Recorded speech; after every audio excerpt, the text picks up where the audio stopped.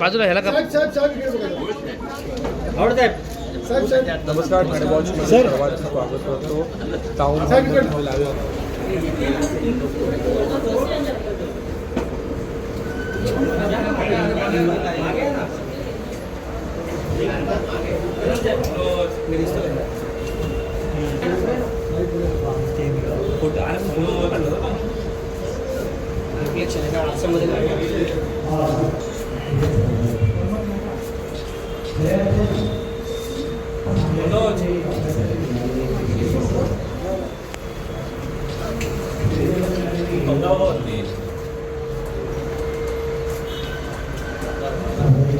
या ना बाकीच्या इकडे ना हे झाले त्यांनी इकडे तर या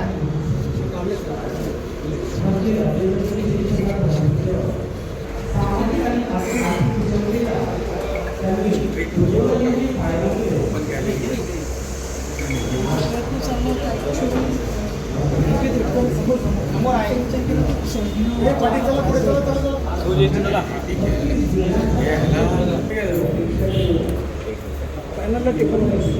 मेजर मेजर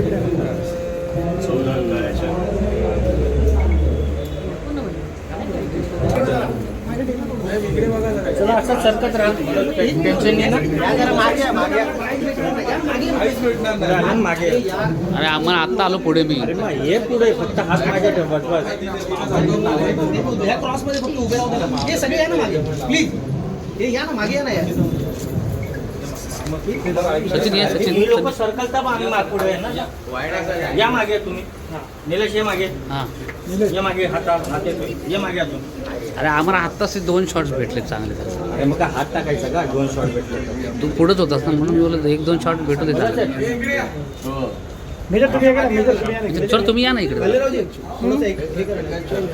संजय घे ना इकडे यांना घे ना इकडे यांना इकडे घे ना म्हणजे साहेब इथे दिसतील ना मी मागे येईन रे तू संजय जाणार ते काय शर्ट इथे जाणार तू काय शर्ट परफेक्ट आहे. अरे काय फोटो दिसत नाही काय परफेक्ट आहे या ना मागे या मागे सगळी जागा मागे हे निलेश ये चल निलेश एक मिनिट मागे या एक मिनिट मागे या बाकी गॅलरी दिसते आता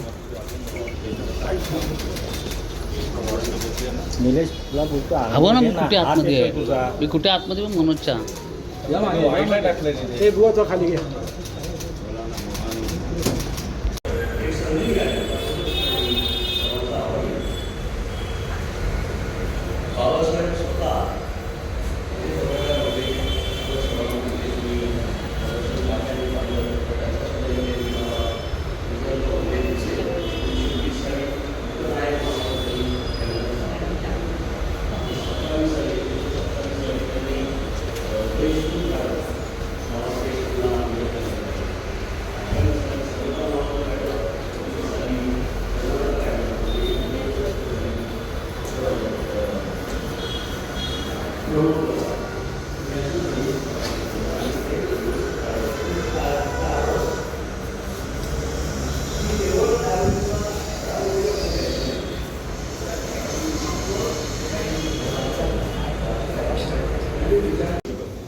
बाबासाहेबांची जयंती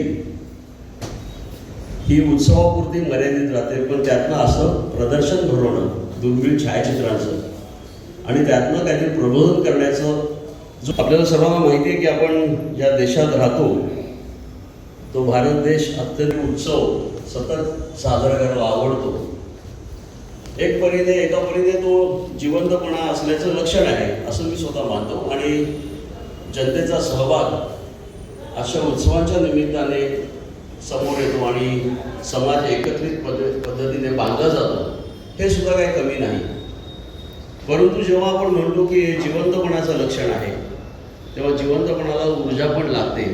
तर अशा उत्सवातनं ऊर्जा किती निर्माण होते ह्याचा सुद्धा जी ऊर्जा आपल्याला निर्माण करायची आहे ती बाबासाहेबांच्या संपूर्णपणे चरित्राचं एक ओझरतं दर्शन का होईना या चित्रप्रदर्शनाच्या निमित्ताने आपण ठाणेकरांना करून द्यावं आणि त्यातनं काहीतरी प्रत्येकाने बोध घ्यावा, काहीतरी प्रेरणा घ्यावी.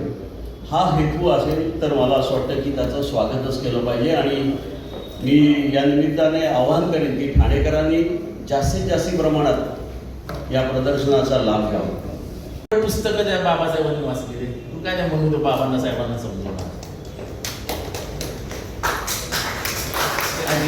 म्हणजे ज्या म्हणून चातुर्वर्ण जन्माला घातलं, खरं तर मी नेहमी महिलांना सांगेन की कोणी मनुस्मृती वाचू नका, महिलांनी वाचा. त्याला सर्वात घाणेरडं वाक्य आहे की स्त्री ही उपभोगाची वस्तू आहे, म्हणजे तिला वापराने फेकून द्या. आणि बाबासाहेब आंबेडकर हे प्रचंड स्त्रीवादी होते, प्रचंड स्त्रीवादी. म्हणजे बाबासाहेब असते तर कदाचित त्यांचं हिंदू कोड जर तेव्हा पास झालं असतं, त्यांना पाहिजे होतं तसं, तर जो 50% इस्टेटीचा वाटा नंतर मिळाला तो 1952 सालीच मिळाला असता. आणि ते काय जात धर्म वगैरे मानत नव्हते, आणि त्यामुळेच त्यांच्यातला माणूस जिवंत होता. जसं त्यांनी सांगितलं की 2 वर्ष 11 महिने 18 दिवसामध्ये त्यांनी अख्खं संविधान लिहिलं. ते संविधान लिहिताना त्यांनी सगळ्या धर्माची पुस्तकं वाचली. म्हणजे असा एकही धर्म नाही आणि त्याचं धर्मपुस्तिका नाही की बाबासाहेबांनी आपल्या नजरेखालनं घातली. आणि म्हणून आपलं संविधान is considered to the best constitution in the world. त्याचं कारणच ते, त्याच्यात सगळं आहे. आपल्या संविधानात सगळं आहे, पण त्या संविधानाला जेव्हा धक्का देण्याचं काम केलं जातं तेव्हा तुम्ही कोणीही विचार करत नाही. त्याच्यात लिहिलेलं आहे राईट टू रिलिजन. मी कुठला धर्म स्वीकारावा हे स्वातंत्र्य मला संविधानाने दिलेलं आहे. तुम्ही ते माझ्यापासून खेचून घेऊन जाऊ शकत नाही. मला माझ्या धर्मात नासर राहायचं, तुमची बळजबरी का? मला एखादा धर्म आवडला आणि मी त्या धर्माच्या मागे गेलो तर तुम्ही त्या धर्माच्या मागे जाऊ नका असे सांगणारे कोण? मला जर माझी बुद्धिमत्ता दिलेली आहे, मला जर माझं विचार करण्याचं स्वातंत्र्य संविधानानेच दिलेलं आहे, विचार करण्याचं स्वातंत्र्य संविधानाने दिलं आहे ना मला. मग जर मी माझा विचार करतोय, आणि मिलिंद तुला आठवत असेल तुझा माझा आज नाही तर 25-30 वर्षापूर्वी वाद झाला होता. आपल्या शाळेमधल्या फादरला मारला होता,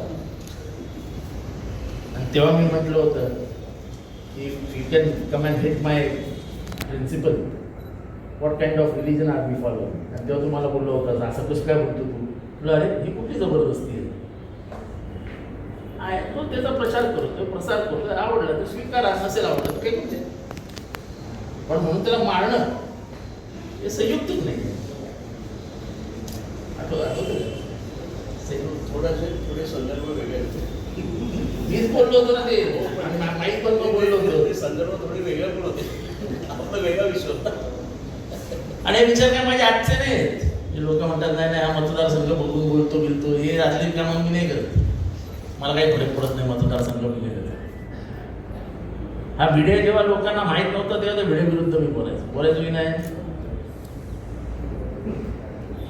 जेव्हा तो वारकऱ्यांमध्ये घुसला तेव्हा पहिल्यांदा त्याला अडवा हे बोलणारे पहिले 10 जण होते, त्याच्यात मी होते. आज पवार साहेबांनी विषय हातात घेतला की वारकरी संप्रदायामध्ये जी सांप्रदायिकता घुसते, जो जातीवाद घुसतोय त्याला थांबवा. वारकरी संप्रदायाची स्थापनाच मुळे इथले जातीपात आणि धर्मांधता काढण्यासाठीच वारकरी संप्रदाय स्थापन, आणि त्याच्यामध्ये अनेक मुसलमान देखील सहभागी होतात. फार कमी लोकांना माहिती असेल की एका मुसलमानाला त्या वारकरी पंथामध्ये सामील होण्यासाठी शिवाजी महाराजांच्या आजोबांनी प्रयत्न केले होते, आणि ते स्वतः त्याला पैसा देऊन भाकर देऊन त्याला त्या वारकरी पंथाच्या त्या ते चालत जायचे पंढरपुरापर्यंत. ते शिवाजी महाराजांचे आजोबा होते मारुजी राजे, त्यांनी केलं. काय बोल बाबा, हा महाराष्ट्राचा इतिहास आहे.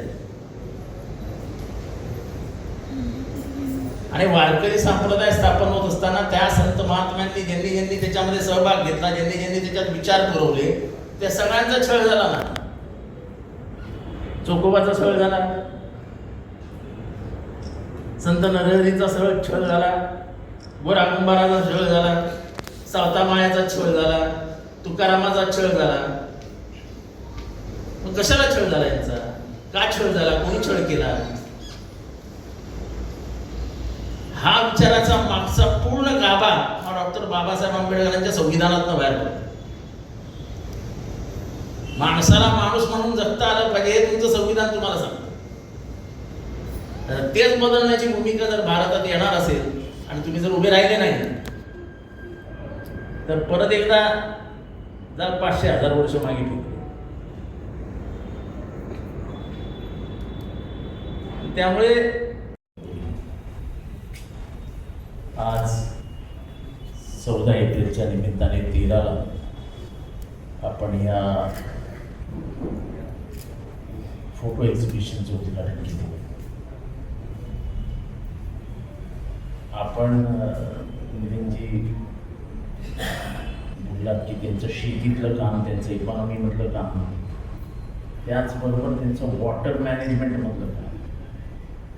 म्हणजे फार कमी जणांना माहीत असेल की हिरापूर डॅम म्हणजे भारतातला सर्वात मोठा डॅम, ही संकल्पना डॉक्टर बाबासाहेब आंबेडकरांची. आणि he work for it. He was the first irrigation minister of Maharashtra. He was not the law minister. He was not the first law minister. He was the first irrigation minister of India. आणि त्यांनी उत्तर भारतामधली जेवढी धरणं आहेत, म्हणजे ती धरणं बघितल्यानंतर असं काहीतरी सारखं सागर पसरलं असं वाटतं. ती सगळी धरणं बांधली आहेत, म्हणजे बांधली आहेत, त्यांनी नाही बांधली, पण तिची मूळ संकल्पना ही डॉक्टर बाबासाहेब आंबेडकरांनी काढली. त्यामुळे ही वॉज म्हणजे जसं कोलंबिया विद्यापीठात ज्याचे ते विद्यार्थी होते आणि Columbia University is considered to be one of the best of the world in the world. तिथे असं म्हटलं जातं की त्यांच्या इतका हुशार विद्यार्थी अजून आलेला नाही या विद्यापीठात आणि याच्या पुढे कधी येईल हे सांगता येईल. म्हणजे इतका त्यांचा गुणगौरव आजही पश्चिमात्य देशांमध्ये. पण तेवढा सन्मान या देशात डॉक्टर बाबासाहेब आंबेडकरांना दिला जातो की नाही हा प्रश्नचिन्ह माझ्या मनात काय नसतं. खरं तर आपल्याला फार कमी माहिती आहे कामगारांसाठी त्यांनी दिलेलं योगदान. रविवारची सुट्टी कोणी दिली? कामगारांनी 8च तास काम केलं पाहिजे हे कोणी दिलं? बायकांसाठी काम करत असताना मॅटर्निटी लिव्ह मिळाली पाहिजे कोणी दिलं? असे वेगवेगळे विषय आहेत ज्याला स्पर्श डॉक्टर बाबासाहेब आंबेडकर करतो. अगदी स्पष्टपणाने सांगायचं तर इथल्या 90% माणसांना जेव्हा जनावरासारखं जगावं लागत होतं त्याला माणसापर्यंत जगता आलं पाहिजे ही लढाई पहिल्यांदा या देशामध्ये जर सुरू कोणी केली असेल तर ती महात्मा फुलेंनी सुरू केली. पण त्याचा पुढे तो गाडा रेडण्याचं काम डॉक्टर बाबासाहेब आंबेडकरांनी. आणि म्हणून फुलेंना आपला कायम गुरु मानणारे डॉक्टर बाबासाहेब. कारण या दोघांकडनं प्रेरणा घेण्यासारखं खूप काही. आणि नेमका दोघांचे 11 आणि 13 ना 11 आणि 14 हे बाबासाहेब आंबेडकरांच्या लढाया म्हटलं की माणूस पुढच्या काही काळामध्ये विचार पण करू शकणार नाही की असा एक काळ होता की माणसाला पाणी पण पिता येत. म्हणजे आजच्या काळात सुद्धा तरुण पोरांना जर आपण सांगितलं की अरे आजपासून सुमारे 100 वर्षापूर्वी माणसाला पाणी पिऊ देत आणि त्याच्यासाठी म्हणजे शस्त्र घेऊन लढाई लढावी लागली आणि तेव्हा कुठे महाडच्या तळ्यावरती बाबासाहेब पोहोचले. हे तुम्हालाही माहीत नसेल की रात्री ज्या घरात ते राहिले होते त्या घरावरती हल्ला झाला की बाबासाहेबांनी घराच्या बाहेर पडू नये. आणि तेव्हाचे तिथले नगराध्यक्ष होते टिपणीस सुलभानाना टिपणीस, त्यांच्या बायकोनी त्यांनी आणि त्यांच्या नातेवाईकांनी बंदुका काढल्या आणि समोर उभे जे होते एका विशिष्ट समुदायाचे लोक होते त्या सगळ्यांना पळवण्याचं काम त्या 4-5 जणांनी केलं. आणि तो 4ही सिखे पिऊ. म्हणजे ह्याचा इतिहासच वेगळा आहे. मंदिरामध्ये प्रवेश नाकारला जात होता, म्हणून ते स्वतः काळाराम मंदिरात गेले. तो आता एक मूर्ख, तो काय त्याचं नाव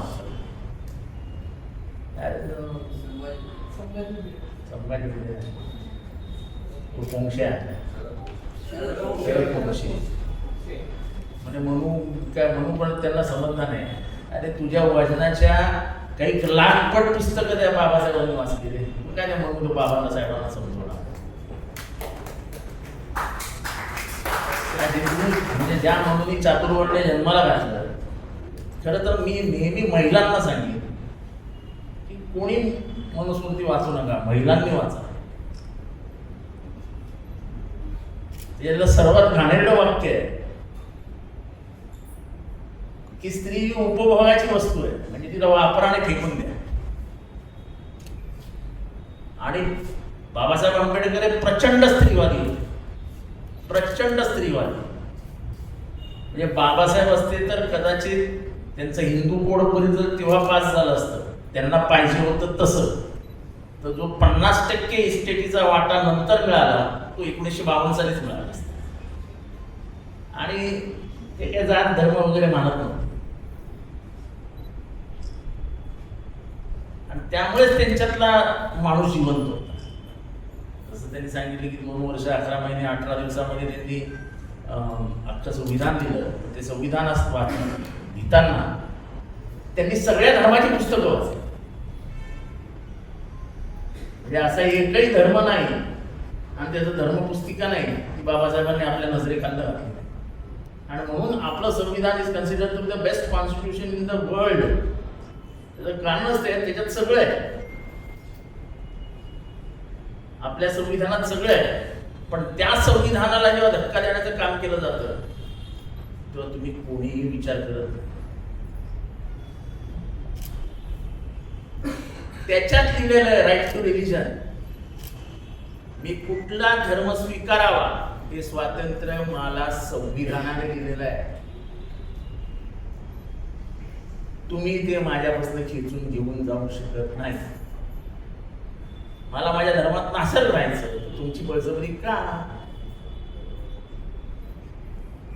मला एखादा धर्म आवडला आणि मी त्या धर्माच्या मागे गेलो तर तुम्ही त्या धर्माच्या मागे जाऊ नका असे सांगणारे कोण? मला जर माझी बुद्धिमत्ता दिलेली आहे, मला जर माझं विचार करण्याचं स्वातंत्र्य संविधानानेच दिलेलं आहे. विचार करण्याचं स्वातंत्र्य संविधानाने दिलंय ना मला. मग जर मी माझा विचार करतोय, आणि मिलिंद तुला आठवत असेल तुझा माझा आज नाही तर 25-30 वर्षापूर्वी वाद झाला होता. आपल्या शाळेमधल्या फादरला मारला होता आणि तेव्हा मी म्हटलं होतं की you can come and hit my principle, what kind of religion are we following. आणि तेव्हा तुम्हाला बोललो होतं असं कसं काय बोलतो तू? अरे ती कुठली जबरदस्ती आहे. तो त्याचा प्रचार करतोय, प्रसार करतोय, आवडला तर स्वीकारा, नसेल आवडलं तर फेकून द्या. पण म्हणून त्याला मारणं हे संयुक्तिक नाही.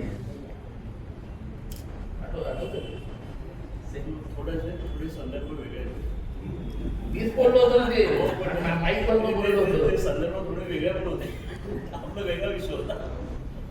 आणि विचार काय माझे आजचे नाही आहेत. लोक म्हणतात नाही नाही हा मतदारसंघ बघून बोलतो बिलतो, हे आतले कामं मी नाही करत. मला काही फरक पडत नाही मतदारसंघ बिघडायचा. हा भिडे जेव्हा लोकांना माहीत नव्हतं तेव्हा त्या भिडे विरुद्ध मी बोलायचो की नाही.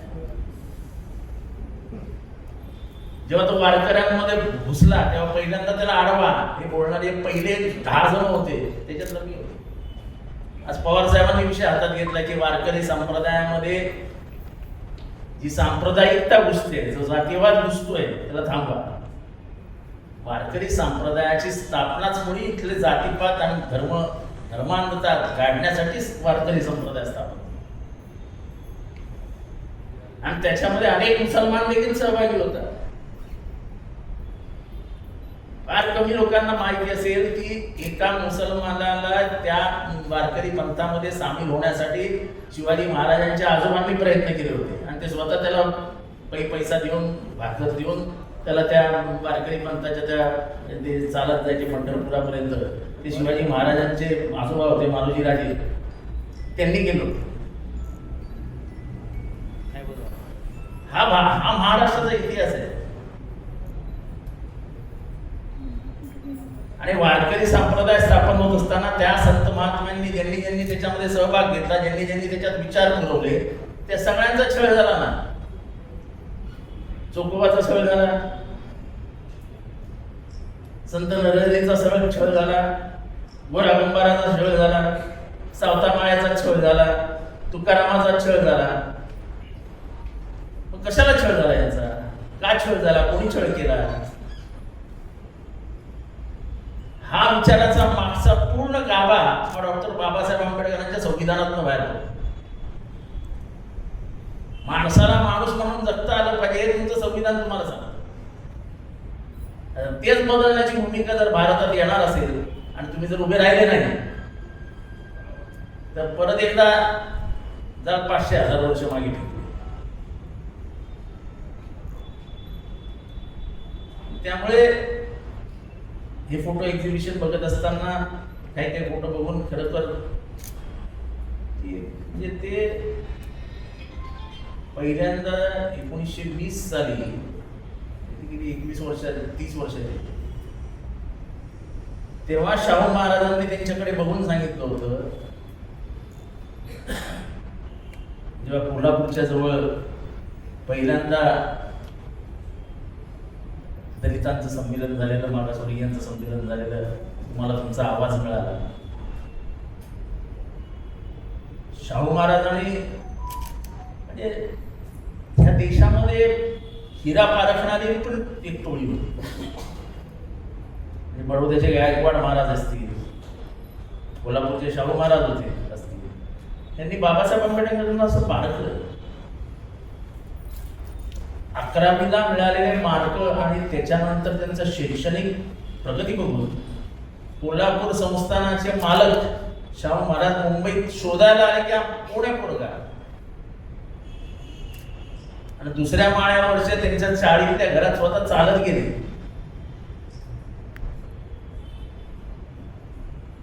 आणि म्हणजे रमाईने त्यांना चहा पाजला आणि डॉक्टर बाबासाहेब आंबेडकरांबरोबर बसून त्यांनी चहा प्याला.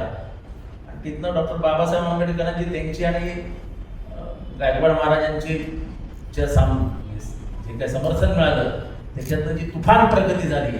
मला सांगा भारतात एवढे डिग्री कोणाच्या हातात आहेत? खरं तर मनोज आपल्या वतीने एक मोठा त्यांच्या डिग्र्यांचा बोर्ड लावला. म्हणजे मी नेहमी, तू पण कधी नागपूर विमानतळावर गेलास की विमानतळावरनं जेव्हा आपण चेकिंग काय सिक्युरिटी चेक बाहेर आलो की समोरच त्यांच्या डिग्रीजचा बोर्ड. त्या डिग्र्या वाचता वाचता माणूस परेशान होतोय. Sociology, history, political science, economics सगळ्यामध्ये PhD. आणि ती पण इथं तिथं नाही, Columbia University, London School of Economics. म्हणजे काय आवाका असेल. पण माझं आजही मत आहे की भारतीयांनी जेवढा न्याय डॉक्टर बाबासाहेब आंबेडकरांना द्यायला पाहिजे होता तेवढा काय भारतीयांनी दिला नाही. दिल्लीच्या त्या कुठल्या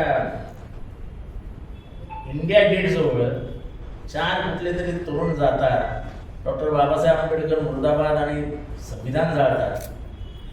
त्यांच्यावर खटलाही दाखल होत नाही. ही जर भारताची परिस्थिती असेल तर वाईट आहे. ज्या संविधानावरती हात ठेवून आपण शपथा घेतो ते संविधान जाळण्याचं काम हे देशद्रोहाचं काम आहे. तो देशद्रोह जर हा देश चालवून घेणार असेल कशाला जातो? त्यामुळे हा बोर्ड कसा तयार करायचा ह्याचा विचार आपण जरूर करूया. कारण का ज्या माणसाला तुम्ही वर्गात बसू दिला नाही, किती जणांना माहिती आहे की डॉक्टर बाबासाहेब आंबेडकरांना शाळेत बसूच दिलं नव्हतं, त्यांना वर्गात येऊच दिलं नव्हतं, ते वर्गाच्या बाहेर बसून शिकायचे.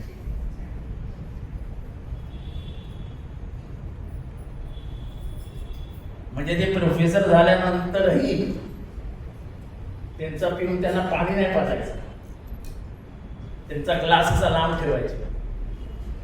बाबासाहेब स्वतः जाऊन ते ग्लास उचलून पाणी प्यायचे. ही परिस्थिती बघितलेली माणसाची. डॉक्टर बाबासाहेब आंबेडकर तुमचं आमचं सोडून द्या. म्हणजे मी तो ओपनली सांगतो की मी ज्या घरात सोसायटीत राहायचो त्या सोसायटीत माझ्या आईला पूजेला कधीच बोलवायचे. म्हणजे हे जे काय म्हणतात डिस्क्रिपन्सी मतभेद नाही, जातीयवादाचा जो चटका आहे, जो चिमटा आहे, ज्यांनी ज्यांनी खाल्लाय त्यालाच त्याचं दुःख समजतं. बाकीच्यांना काय माहिती काय असतं. आम्ही माझ्या आईला विचारायचो काय तुम्ही तर खाली सगळ्या बायका बसले. नाही म्हणाले स्वयंपाक जरा जास्त होता म्हणून मी कायच खाली उतरले. जसं जसं मी मोठा होत गेलो तसं तसं मला समजायला लागलं की आपल्याला काम होतं. पण ही जी हृदयावरची जखम आहे ती आयुष्यभर जाणार नाही, आयुष्यभर जाणार नाही. आणि म्हणून जातीयवादाविरुद्ध मी काय इतका जोरात बोलतो त्याचं कारण डॉक्टर बाबासाहेब आंबेडकरांना आलेलं शिक्षण नाही तर माझ्या घरात घडलेला प्रसंग आहे. मी विधानसभेच्या पटलावरती बोललो. अनेक आमदाराच्या तोंडात बोटं घालून बघितले होते की मी जात पात धर्म बिर्म मानत नाही, माझी पोरगी मी ख्रिश्चनाच्या घरात दिली. आणि माझं आजही मत आहे की तुम्हाला जात आणि धर्माच्या भिंती पाडायच्या असतील तर इंटर रिलिजियस आणि इंटरकास्ट मॅरेज झालेच पाहिजे. रोटी आणि बेटीचा जोपर्यंत व्यवहार जाती आणि धार्मिकेच्यात होत नाही तोपर्यंत धर्म आणि जातीच्या भिंती पडूच शकत. आपण इतके विचार म्हणजे जसं तुम्हीच बोलला की आजकालचा समाज बोलतच नाही. म्हणजे मला आश्चर्य वाटतंय की इंदिरा गांधींनी इमर्जन्सी लाईन लावली. त्या इंदिरा गांधी विरुद्ध बोलायला कोण होते? देवानंद, शबाना आझमीचे वडील कैफी आझमी, आयश जोहर. म्हणजे अख्खी फिल्म इंडस्ट्री ही इंदिरा गांधींच्या विरोधात गेली होती. आणि आताचे नट तुम्ही पेरू खाल्ला तर कसा खाल्ला? आंबा, पेरू, फणस, कलिंगड जे काय असेल काय प्रश्न आहे? इतकं ग्लोरिफिकेशन हे या देशाला घातक आहे. आपल्या इंटरनॅशनल पॉलिसीज विषयी आपण बोलतच नाही की इस्रायल गिळत असलेला भूभाग हा त्याच्या बापाचा नाही, हा भूभाग त्यांचा नाही. हे सांगण्याचं काम भारताने स्वातंत्र्याच्या आधी केलेलं आहे. आणि तशी भूमिका भारताने स्वातंत्र्य मिळाल्यानंतर आजपर्यंत कायम ठेवली आहे. इस्रायलची भूमी पॅलेस्टाईनचीच भूमी आहे, इस्रायलची भूमीच नाही. हे भारताने UN मध्ये मांडलंय. आपण आपलं म्हणजे विदेश नीतीच बदल. इराण जो तुमचा माझा सर्वात जवळचा मित्र होता, अडचणीच्या परिस्थितीमध्ये तुम्हाला जेव्हा डॉलर्स नव्हते तुमच्या खिशात तेव्हा तुमचे पैसे तुम्ही आम्हाला द्या, आम्ही तुम्हाला पेट्रोल जे काही तुटवले ते देतो, तुम्ही अजिबात काळजी करू नका, हे सांगणारा देश होता इराण.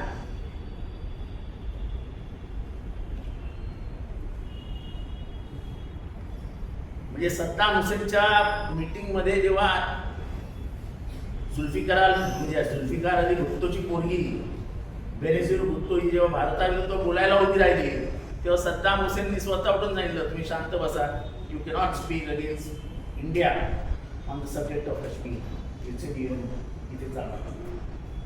हे मैत्रीचे संबंध या भारताने जोपासले होते. आणि म्हणून भारताने जेव्हा आंतरराष्ट्रीय कुठलाही एखादा तिढा उभा राहिला की भारताला नेहमी महत्वाचं स्थान दिलं जायचं. नॉन अलायन मुवमेंट ही जी भारताने सुरू केली, ती भारताने सुरू केल्यानंतर या जगामध्ये अमेरिका आणि रशिया हे दोन बलाढ्य देश लढतील, पण आम्ही त्यांचा सहभाग म्हणजे आम्ही त्यांच्यात कधी जाणार नाही, ते आमची कोणी नाही. सांगण्याचं काम मार्शल टिटो,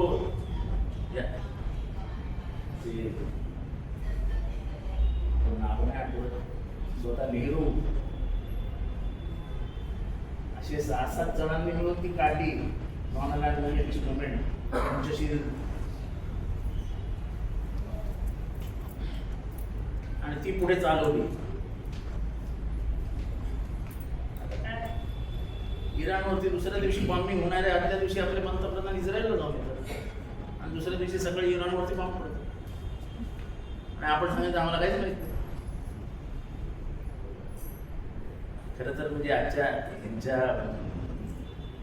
पण वेळ बोलण्याची म्हणजे पत्रकारांना सुद्धा विनंती आहे की बोला, बोलत नाही. 3,000 कोटी रुपये ठाणे महानगरपालिकेचे गेले कुठे कोण विचारणार? विचारायला माणसंच नाहीत. आमच्या घरी पाणी येत नाही, अहो रस्ते खराब झाले आहेत, अहो मग ते तुम्हीच देता ना. सर्वात वाईट या माणसाचं काय वाटतं, त्या माणसाने पहिल्यांदा सांगितलेलं जेव्हा मतदानाचा अधिकार दिला की तुमची मतं विकू नका.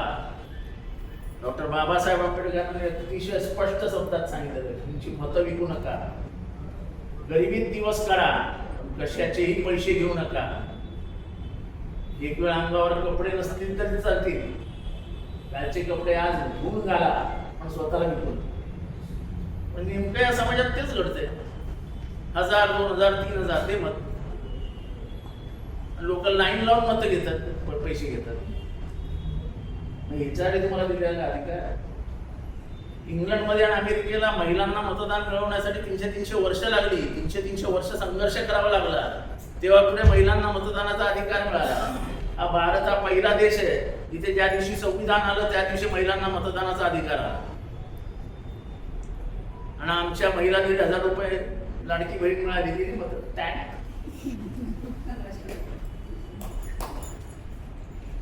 असो, जसं माझं नेहमीच असतं की हे संविधान नाही, हा भारताचा आत्मा आहे. ज्या दिवशी तुम्ही या संविधानाला हात घालाल तुम्ही या भारताचे तुकडे तुकडे केलेले असतात. कारण का भारत हा एका रंगाने नटलेला नाही आहे, हा भारत हा विविध रंगी आहे. भारताचा अभ्यास करायचा असेल तसं ईशान्याकडनं येऊन दक्षिणेकडे या, दक्षिणेकडनं वरनं चालत गुजरातच्या मार्गे परत काश्मीरला जा आणि काश्मीरवरनं परत ईशान्याकडे जा. तुम्हाला समजेल की भारतामधले रंग किती आहे. आणि म्हणून जनगणमन ऐकताना पूर्ण जनगणमन ऐकताना ते किती हुशारीने लिहिलेलं आहे आणि कसे त्याच्यात सगळे भारताचे रंग, भारताच्या नद्या, भारताचे डोंगर दर्या यांचं कसं वर्णन आहे त्या जनगणमनमध्ये पूर्ण लिहिलेलं आहे. काय दुर्दैव आहे की गोव्याला बीजेपीचाच मुख्यमंत्री, तिथे मुख्यमंत्री सांगतो की गोमांसावरती आम्ही सबसिडी देऊ, स्वस्तात देऊ. बाजूला महाराष्ट्र गोमांस खाणाऱ्याला मारूनच टाकतो. या देशात आणायचा कायदा तुमचा पक्ष आहे ना, तुम्ही एक कायदा आणा ना तुमचा सपक्ष ज्या ज्या देशावर राज्यात आहे तिथे सगळीकडे एक कायदा आणा. तुम्ही सांगा ना केरळामध्ये निवडणूक लढवत आहे की आम्ही केरळामध्ये निवडणूक जिंकलो तर गोमांसावरती बंदी आणू. सांगा तामिळनाडूमध्ये पण. मग काय सांगत नाही तुम्ही? का गोव्यामध्ये सांगत नाही तुम्ही गोमांसावर बंदी आणू? ती नेमकी महाराष्ट्रातच का हवी असते तुम्हाला? हे प्रश्न विचारले की लोक असे त्या काय काही प्रश्न विचारतो, अरे काय बरोबर आहे, काय बरोबर आहे, बरोबर काय? कोणाला काय खायचंय, कोणाला काय प्यायचंय पिऊ द्या ना, तुमच्या बापाचं काय जातंय?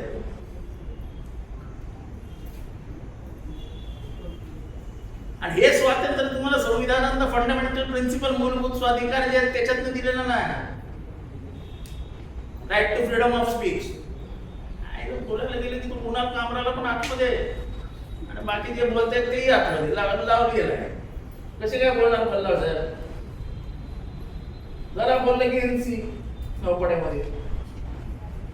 आजकाल पोलिसांना काही कामच नाही. फोन आला काय असं नव्हतं. पोलीस कोणाच्या फोनवर काम करत नव्हते. एक छेडणीची मुलाखत आहे, त्या गँगस्टरच्या वरनं बोललाय. गँगस्टरसाठी एक आमदाराने फोन केला त्यांना, तर झेंडेंनी काय उत्तर दिलं हे ऐकण्याचं उत्तर. गँगस्टर आणि त्यांचं संभाषण, त्या गँगस्टरला सोडा वगैरे. आजकाल म्हणजे काय आणि पोलीस स्टेशनला फोन केला की एनसी दाखल ना जाच ना पडताळणी काय नाही झाली एनसी दाखल यायला माझ्यापासून 10 फुटावर असलेल्या बाईंनी माझ्यावरती 500 काय 354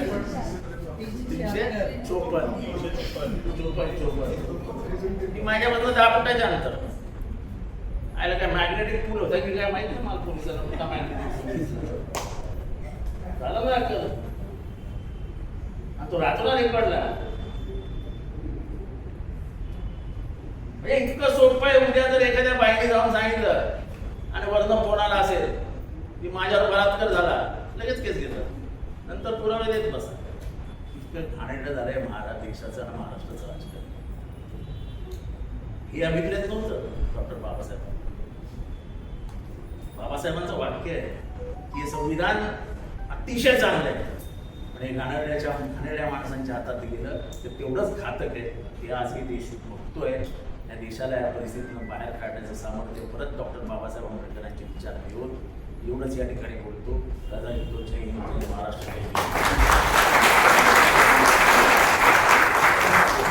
साहेब खूप अमोल असं मार्गदर्शन केलं जातं.